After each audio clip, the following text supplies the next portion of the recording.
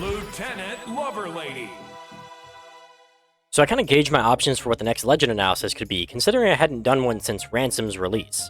The three that I saw most fitting to do were Lucian, Diana, and Cross, all of which are blaster legends. Although I really got stuck on who to choose, I ended up going with Diana. Not only because I don't find as much interest in Lucian or Cross, but because Diana has always stuck out as a more popular legend amongst the community, even to this day. Not to mention that she was my first ever played legend. I'm not talking about how she was the first one I started getting good at, or the first one I reached Plat or Diamond with. No. I specifically remember loading up the game in August of 2018 with a few buddies, looking at the weekly rotation of these 6 legends, and Diana just looked the coolest to me. If I were smart, I would have chosen Lin Fei, but that's besides the point. Diana stood out as one of the best legends in the past, winning tournaments and being a part of one of the most iconic tournament sets of all time, BCX 2018 Sandstorm vs. Boomy. Albeit Boomy didn't win, but again, that's besides the point. We're here to answer whether Diana still holds up in today's Brawlhalla, especially with how much has changed. Of course, we're always talking about Brawl and other stuff in my Discord server, and if you want to join, the link is in the description. On to the signatures though. While I don't particularly think Diana's signatures are overpowered, I seem to think differently when I actually fight a Diana player. A few of them do stick out as well though. Bow and Sig is inarguably her best signature. I mean, come on, it's the one we see Diana players throwing out as much as possible, and with Downlight is only open for 2 frames. It covers a general area that so many players are found going into. If you catch an enemy's dodge as well, they're going a long way down. Although it feels like the signature has a lot of force, it doesn't have any more force than her blaster signatures, which we'll get into later. It just feels like it has a lot of force since it sends at a downward angle. Besides that, it has a considerable amount of damage, the second highest in Diana's kit at 28 base. Though it can reach that peak of 28, it reaches lows of 17 if you barely manage to hit it on the last frame. Though I don't think it'll matter that much in the end, managing to grab them on the last frame pulls them in for that final 15 base damage hit. Even if you do miss, the recovery time on the signature is really generous, and I would say that this one could use some nerfs, but I'd say leave it as it is. Bow surprisingly isn't what I believe is a problem with Diana's kit. Bow Sidesig just barely beats out Bow Insig on force and damage, though the base damage for both reaches 28, Bow Sidesig has the damage put into 2 powerful hits, where when missing the first hit you only get that 17 damage hit. It does actually hold the most force on her bow game, which isn't too surprising considering how much commitment you need for this one in particular. Though it does make you travel a good distance, so while I am surprised it doesn't have less force, I think it's fair that it does have that risk factor to it. Not one that I throw out too often, but when it hits hard. Bow Down Sig holds the least variable force of the 3 bow signatures, though it still kills earlier due to the large amount of fixed force it has. It actually has the least base damage, sitting at 24. I feel as if I used to like this one a lot more in the past since it just feels so satisfying to hit, but getting to that point takes more knowledge about Diana's kit than you'd think. The signature also has some pretty wacky physics to it. If you've seen some of Swerf's team combo videos, I think you'll know what I'm talking about. Still a solid move nonetheless, and it's great for team combos if you can get it down. Diana's bow kit is very solid, one of the more solid ones in the game, but not the best anymore. Although, her Blaster's game is what I want to talk about a bit more. Blaster's Insig is one of the signatures that I think is the most powerful in her entire kit. If you don't believe it is, then I'd say at least top 3. It hits at a very generous angle, the startup isn't very long, and it has the most force and damage in Diana's Blaster's kit. I wouldn't mind a little bit of a force nerf to it, or even the startup, though it is nice that Diana has this tool, considering it covers a blind spot Blasters doesn't really cover.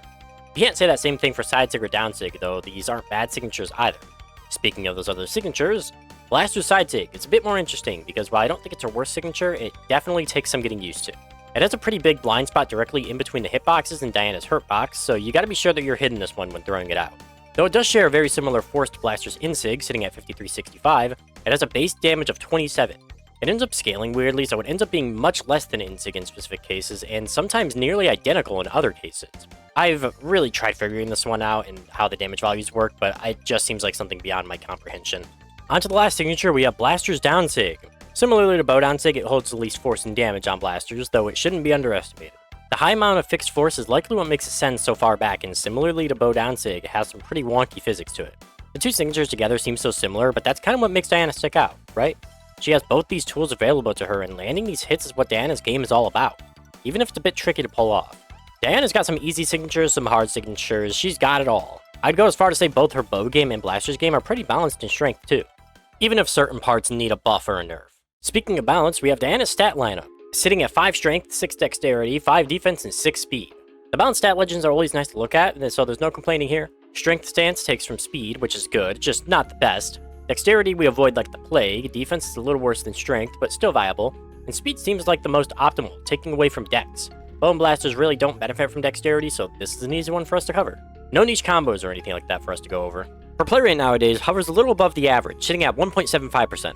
It's going down to some pretty humiliating lows and some pretty high peaks, one of the highest being 4.45% in patch 2.60. back when Yumiko was the newest legend. I wouldn't be surprised if Diana was one of the most played legends at some point, considering her significance on the pro scene. She's never been forgotten about, really. Nothing about her in particular sticks out as bad, and her weapon combo meshes together very well.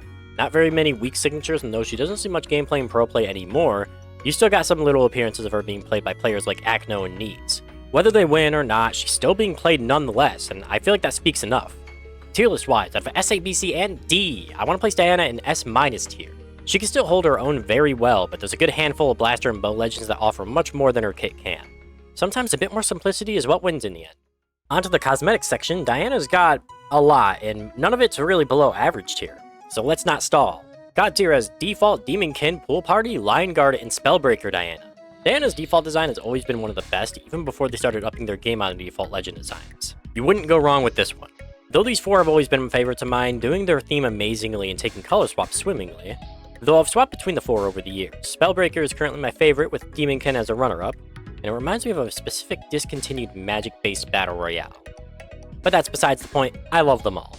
Pretty good tier are Survivor, Crypto Mage, Soulbound Diana, and both Lara Croft skins. Survivor I used to run for its simplicity, though I probably wouldn't run it again, it's pretty nice. Crypto Mage always seemed to be the most popular one in the past, and while I don't agree it's bad, it fits right into pretty good tier. Soulbound has amazing signature effects, though I feel like it takes color swaps really badly, and you already know how I feel about epic skins.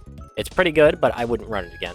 And as for the Lara Croft skins, I'm not really a fan of the franchise, though it did bring us some cool modes and our only Diana crossover. It takes color swaps really nicely too, so I can't place it too much lower with how much people probably like this skin as well. Lastly, in average tier, we have Bitten, Wormslayer, Shadowstalker, Elven Ranger, and Swanky Diana. While these are all pretty unique Diana skins, nothing about them in particular sticks out extremely. Even with Swanky Diana's more fancy theme, it ends up looking a little goofy to me in the end. I know people don't really like Elven Ranger either, but it's my favorite one in average tier, though admittedly a bit plain. I wouldn't hate anyone for running any of these skins, because Diana just has an amazing skin lineup. Her other cosmetics consist of the Diana Doodle avatar, her lineup of emojis including the Laugh, Soulbound Sweat, Demonkin Heart, one of my personal favorites, and Lookin' Swanky. She's actually pretty blessed in the emoji department. Her bot name's quite clever too, although it's Diana Droid right now, it used to be Dyborg way in the past, which honestly I can see why they switched the name. Lastly, her level 50 title is the Monster Hunter. A very solid one, and if you're fighting a Mordex player, you basically gain an advantage. It's just really interesting to see how often Diana gets love in terms of lore, specifically being a part of one of the biggest pieces of lore with the Order of the Exalted Lion. The types of terrible tragedy Diana went through going deeper than I thought, and trust me, she's been through the ringer.